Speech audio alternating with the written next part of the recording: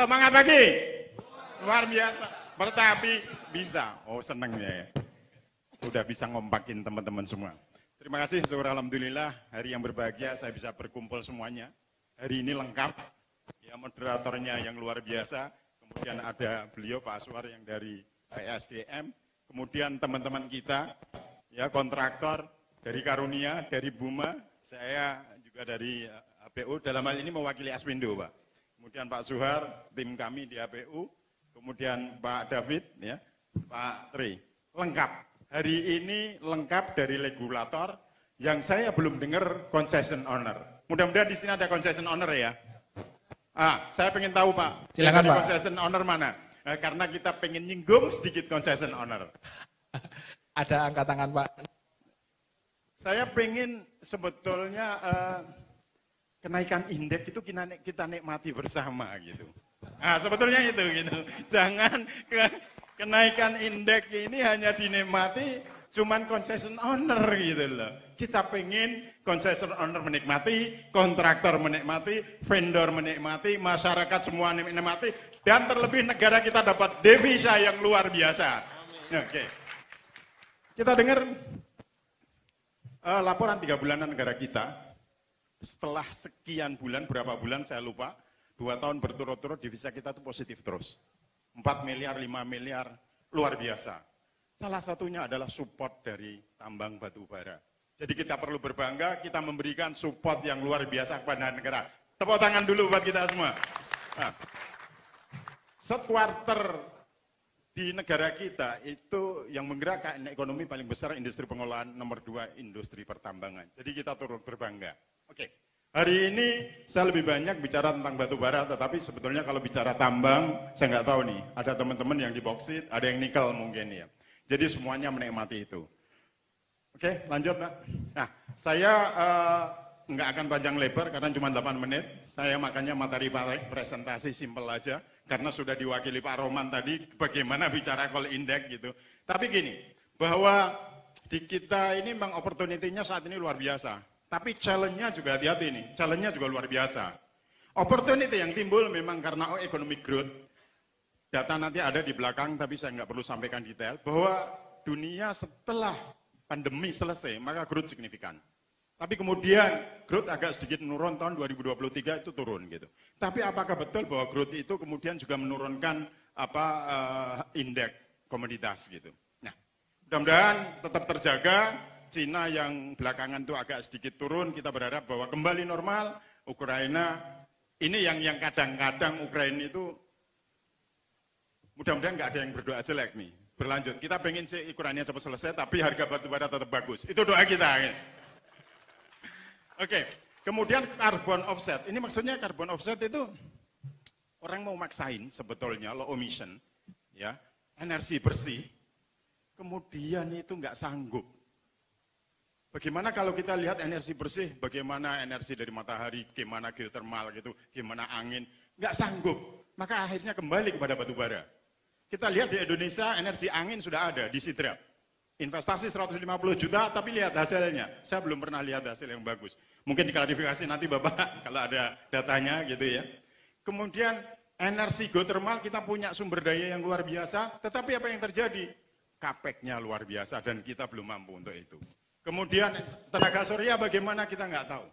Progresnya juga cukup lamban. Maka kemudian terjadilah tetap aja kembali kepada kita menggunakan batu bara. Kemudian yang ketiga Ukraina. Ya, kita tahu semua bahwa gas itu yang kemudian terhambat suplainya dari Rusia, kemudian ke Eropa segala macam, akhirnya menaikkan semua dan coal naik. Nah, akibat itu semua commodity index naik signifikan. Ya, semuanya. Mulai nikel, mulai coal, kemudian gold, naik semuanya. Tapi lupa bahwa kenaikan itu yang kemudian termasuk batu bara, itu menyebabkan kita, semua kontraktor akan merasakan bahwa cost-nya akan naik. Betul nggak? Nah, saya pengen juga justru pengen kalau misalnya ada concession owner denger ini nih, Pak mengertilah Pak, jangan menuntut produksi gitu kan, tapi naikinlah harga sedikit. Bukan hanya sekedar naikin sebetulnya, cover cost saja udah cukup gitu.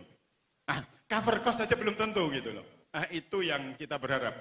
Jadi image dari beberapa teman-teman yang vendor, equipment gitu kan, kemudian vendor yang lain, Pak harga batu bara bagus, kenapa? Kok Bapak tidak mau naik harga? Karena juga harga kontrak belum tentu naik. Nah, nanti kita lihat komponen cost kontrak itu apa. Jadi challenge-nya adalah ya, nanti kita lihat cost. Jadi opportunity setelah indeks naik ya, kemudian harga coal naik, kemudian kita lihat bahwa Indonesia kebutuhannya juga signifikan naik. Bahkan PLTU dalam 2-3 bulan yang lalu dibuka lagi PLTU, yaitu Tanjung Jati B, yang itu ownernya adalah UT, mungkin ada teman-teman UT Group, kemudian Adaro, kalau nggak salah ya PLTU Batang baru mulai juga. Artinya apa? Kebutuhan coal tetap terus tumbuh. Kontraktor ini VS Concession Owner, saya bikin simple aja, challenge-nya adalah cost increase gitu. Cost itu signifikan naik, kenapa? Ya memang indeks naik, ya besi naik, kemudian gas naik, semuanya naik. Yang pertama, kalau kita bicara cost, coba kita pisahin dua aja, fixed cost gitu ya. Fixed cost itu dari mana? Lebih banyak karena ini yang equipment ya. Customer kita selalu ngomong, kalau fixed cost, Pak, fixed costmu Bapak kan sudah beli equipment lama, jadi kenapa Bapak minta naik? Alatnya alat lama kok Pak, gitu. Padahal kita dituntut produksi lebih, replacement itu harus mesti beli alat baru. Alat baru yang dari Trakindo boleh naiknya berapa Pak? 20% itu saya hitung lebih. Ya, Komatsu naiknya juga 10% lebih. Caterpillar lebih tinggi, yang lain-lain juga cukup tinggi. Demand memang tinggi gitu. Kemudian dari demand yang tinggi, merek-merek yang bagus tidak bisa suplai, akhirnya terisi oleh Cina. Tapi hati-hati ya, kita ngingetin aja bahwa resilient yang disampaikan Pak Rohman tadi bolak-balik, performance equipment harus benar-benar bagus. Kalau milih memang untuk kebutuhan jangka panjang, hati-hati.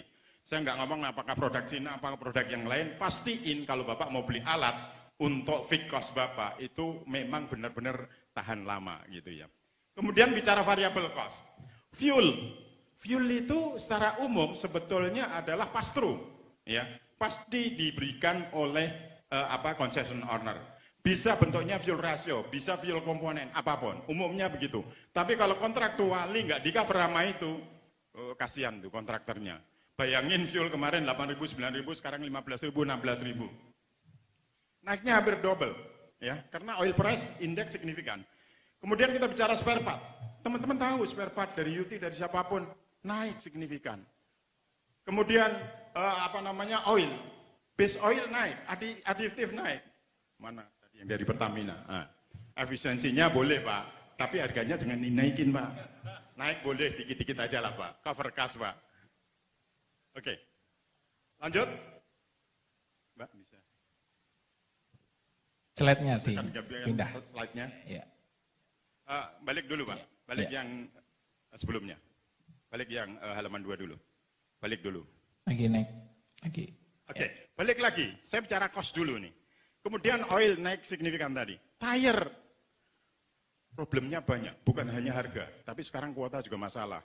Kebetulan kita dari Aspindo lagi kerja sama Pertabi ke Departemen Perdagangan untuk minta kuota impor lebih.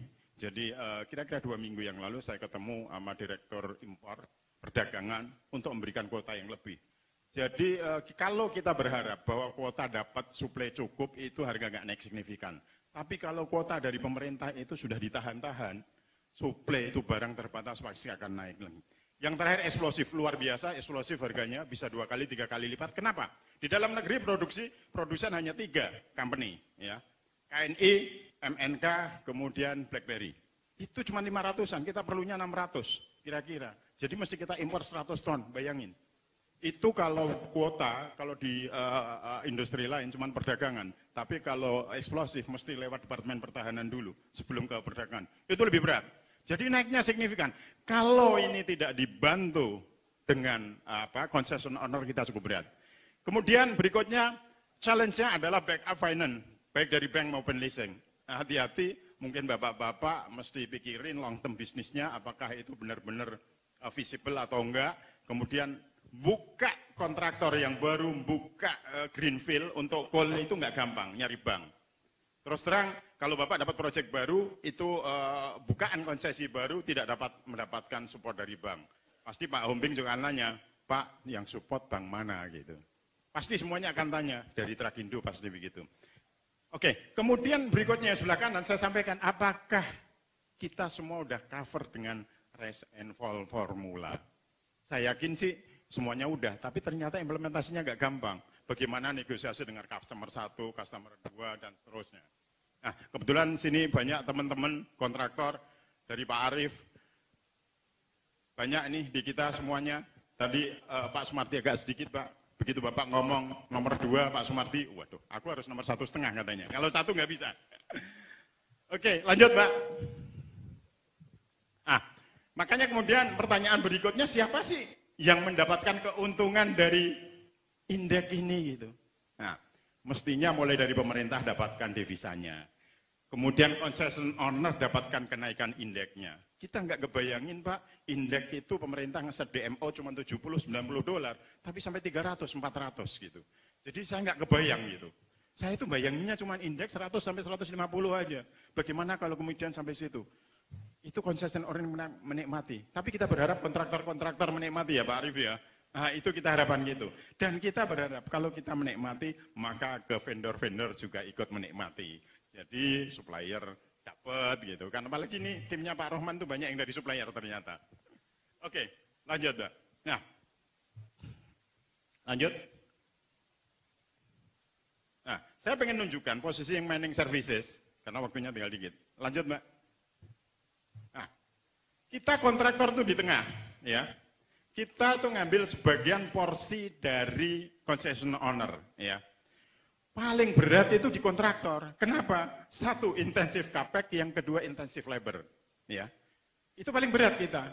Kita begitu capexnya, mungkin kalau concession owner capexnya yang pertama untuk eksplorasi. Kemudian kalau udah development paling bangun pelabuhan jalan gitu. Orangnya juga jarang lah yang sampai 200, 300, itu jarang sekali gitu. Tapi kontraktor di satu proyek bisa 500, 600, bahkan sampai 1000. Jadi memang intensif labor. Kemudian intensif capex. Pak Arief itu PPA, Pak belanja equipment berapa itu? 100, 200 juta kayak beli kacang aja Pak. Itu luar biasa PPA, kita juga appreciate Pak. Jadi memang luar biasa. Tetapi kontraktor itu paling berat. Paling beratnya gimana? Di bawah itu ada vendor. Di situ ada kemudian supplier eksplosif, spare part, equipment, segala macam. Paling gampang kan supplier simple. Pak, kalau harga nggak mau naik, saya nggak mau suplai Pak. Pak, kalau payment telat, aku nggak mau suplai lagi Pak. Bapak nggak kena apa-apa, overheadnya. Tapi kalau di kita Pak, kalau concession owner mengatakan bahwa, Pak, sorry Pak, Bapak kan sudah kontrak, harus jalanin dong. Kemudian, saya rugi. Kita nggak bisa stop kalau sebagai kontraktor. Kenapa nggak bisa stop? Kita bisa bayangin bayar overhead tuh orang berapa. Kita masih punya kewajiban ke bank itu bayarnya berapa. Mau nggak mau di manage. Maka mau nggak mau sambil dalam perjalanan kita pelan-pelan negosiasi, memberikan understanding kepada concession owner untuk kemudian saling memberikan keuntungan yang baik. Oke. Terakhir aja Mbak, lanjut. Yang lain data-data aja, Pak Roman tadi udah nyampein bagaimana sebetulnya ekonomi growth, kemudian lanjut, indeks, lanjut Mbak. Oke, lanjut. Nah ini indeks beberapa saya kira sudah disampaikan Pak Roman, jadi minyak itu sempat tembus 120, tapi sekarang kembali di 80-90-an, agak normal. Ya. Kemudian lanjut. Call itu yang luar biasa, posisi ini saya print out itu 2 minggu yang lalu 387, kita nggak bisa bayangin ya, dari sekitar 70 terus naik-naik, kalau kita DMO juga 70-90 ya. Lanjut Mbak. Kemudian kita emas relatif stabil, kita lihat ya, dari 1.500 sampai 1.800 sempat turun sampai naik 2.000, tapi turun lagi, angkanya masih cukup stabil emas. Kemudian lanjut, ini nikel index. Teman-teman yang kerja di nikel cukup menarik menurut saya, ada opportunity di nikel, silakan. Kita juga kerja di nikel sebagian, cukup menarik menurut saya nikel. Oke, lanjut. Ini water demand nanti bisa dilihat aja lah. Karena waktunya saya mau habis. Satu lagi Pak, penutupan Pak Tommy, wording terakhir aja yang menarik. Lanjut Mbak, nanti boleh di copy kok datanya. Terus lanjut aja, ini demand bagaimana kebutuhan Indonesia, bahwa Indonesia itu sampai 2030 masih naik terus. Satu lagi yang Indonesia. Nah ini Indonesia saya ambil dari presentasinya Pak Irwandi Arif, Profesor Irwandi Arif pada saat Polstran. Jadi sampai 2030 pun kita naik terus kebutuhan coal kita gitu kan. Baru turun 2030. Jadi yang bisnis coal nggak usah ragu. Dunia juga naik terus. Itu data ada gitu ya. Nah kemudian terakhir aja Mbak. Lanjut, data bisa diambil. Oke. Terakhir, ya, ini yang menarik. Ini statement salah satu presenter dari McCloskey, saya ambil dari McCloskey, dari Dow Jones Company. Like it or not, the world currently need coal, and a lot of it. Suka nggak suka, batu bara itu diperlukan dan banyak gitu. Maka kemudian pertanyaannya apakah tahun depan masih menarik? Nah, kemarin saat saya Qualtran tanya beberapa orang, hampir semua mengatakan tahun 2000 juga aman.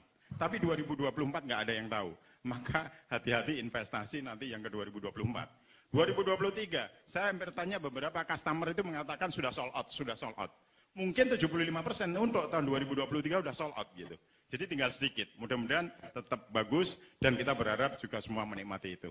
Itu saya kira presentasi saya. Makasih. Assalamualaikum warahmatullahi wabarakatuh. Waalaikumsalam warahmatullahi wabarakatuh. Luar biasa ya. Materinya banyak diambil dari waktu session Qualtran ya Pak ya. Saya serasa di acara tersebut ini.